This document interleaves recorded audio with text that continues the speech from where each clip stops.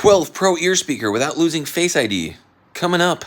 As this does require a soldering iron, it makes doing it mobile a bit difficult, but luckily I've got a battery pack. Got to remove the screen, and here we're checking just to make sure that the ear speaker mesh isn't clogged. It's not, so I remove the flex, and we have some solder wick, remove the old solder, and then some flux to help it come off a little bit easier. There's a little bit of adhesive that holds on the flex to the speaker, and then we're just prepping the new speaker.